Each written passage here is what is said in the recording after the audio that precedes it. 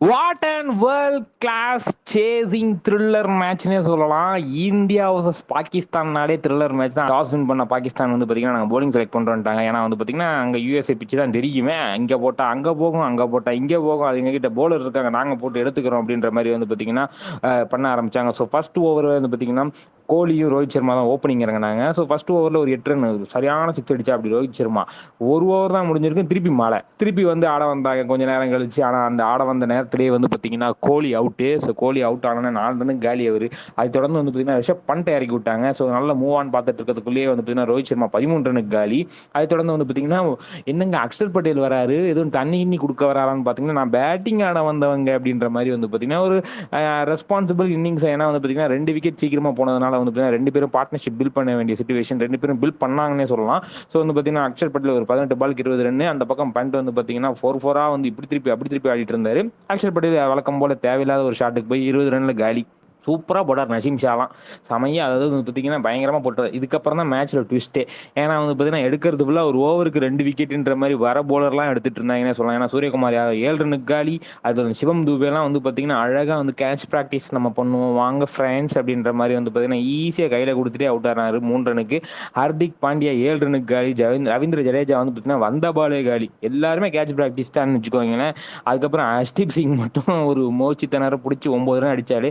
ரிஷப் பண்ட் வந்து பார்த்தீங்கன்னா அவரால் முடிஞ்ச 31 பாலுக்கு 42 ரன்ன்ற மாதிரி அடிச்சு வந்து பார்த்தீங்கன்னா கிளம்பிட்டாரு. சிராஜ் வந்து 2 ரன் ஓடி வந்து பார்த்தீங்கன்னா ஒரு 7 ரன் எடுத்து வந்து பார்த்தீங்கன்னா ஓவராலாக 19 ரன்னுக்கே ஆல் விக்கெட் காலி.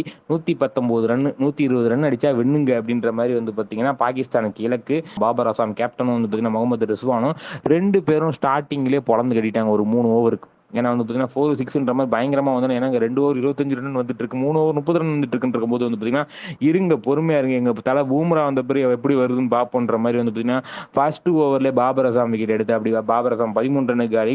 அது தொடர்ந்து வந்து பார்த்தீங்கன்னா கொஞ்சம் பயம் வர ஆரம்பிச்சிருச்சு பாகிஸ்தானுமே சொல்லலாம். அது தொடர்ந்து அப்படியே ஆட ஆரம்பிச்சாங்க. ரிஸ்வான் வந்து ஒரு 44 பாலுக்கு 31 ரன், அந்த பக்கம் உஸ்மான் கான் வந்து பார்த்தீங்கன்னா ஒரு 15 பாலுக்கு 13 ரன். அக்ஷர் பட்டேல் வந்த ஓவர்லேயே வந்து பார்த்தீங்கன்னா எல்பிடபிள்யூ ரிவ்யூ நாங்கள் கேட்போங்க, எங்களுக்கு தெளிவாக தெரியுங்கன்னு ரிஷப் பண்ட் வந்து பார்த்தீங்கன்னா அவ்வளோ கான்ஃபிடென்ட்டாக இருந்தால் ரிவ்யூ போனாங்க. வெற்றி வெற்றி வெற்றி நமக்கு வெற்றின்ற மாதிரி 13 ரனுக்கு அவரை காலி. அதுக்கப்புறம் ஃபக்கர் சமான் ஆடிட்டு இருக்கும்போது வந்து பார்த்தீங்கன்னா நம்ம முகமது ரிஸ்வானும் ஆடிட்டு இருக்கும்போது வந்து பார்த்தீங்கன்னா ஃபக்கர் சமான் 13 ரனுக்கு காலி. வந்தோடனே 6-4 அடிச்சா ஹார்திக் பாண்டியா ஒரு மாதிரி போட்டு பார்த்தல 9 போட்டு விக்கெட் எடுப்பேன் நான் அப்படின்னு இருக்கும்போது அடுத்த ஓவர் பூம்ரால வந்து பார்த்தீங்கன்னா நம்ம முகமது ரிஸ்வானும் காலி. செம்ம போல்டு அது. 31 ரன்னுக்கு அவரும் காலி ஆனானே வந்து பார்த்தீங்கன்னா கொஞ்சம் தடுமாற ஆரம்பிச்சிட்டாங்கன்னே சொல்லலாம்.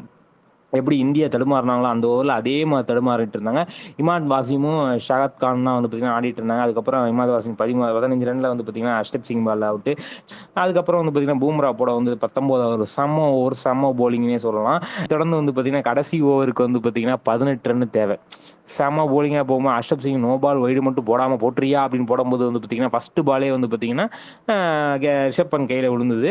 செம்மையா ட்விஸ்ட் போயிட்டே இருக்கும்போது செம்மையா யாக்காரா ஒரு மாதிரி போட்டு வந்து பார்த்தீங்கன்னா சிங்கிள்ஸ் தான் நான் கொடுப்பேன் அப்படின்ற மாதிரி இருக்கும்போது 3 பாலுக்கு அப்படியே வந்து 16 ரன் இருக்கும்போது ஒரு 4 அடிச்சிட்டாங்க. என்னங்க 2 பாலுக்கு 12 ரன் இருக்குங்க அப்படின்ற மாதிரி இருக்கும்போது அதுலேயுமே ஒரு மாதிரி கலாட்டா பண்ணி கடைசி பாலில் 8 ரன் வந்து பார்த்தீங்கன்னா தேவைன்னு இருக்கும்போது வந்து பார்த்தீங்கன்னா செமையா போலிங் போட்டு 6 ரன்கள் வித்தியாசத்தில் த்ரில் வெற்றி பெற்றார்கள் இந்திய அணினே சொல்லலாம். முக்கிய காரணம் பூம்ரான்னு பேரை எடுங்க அப்படின்ற மாதிரி வந்து பார்த்தீங்கன்னா player of the match Bumrah.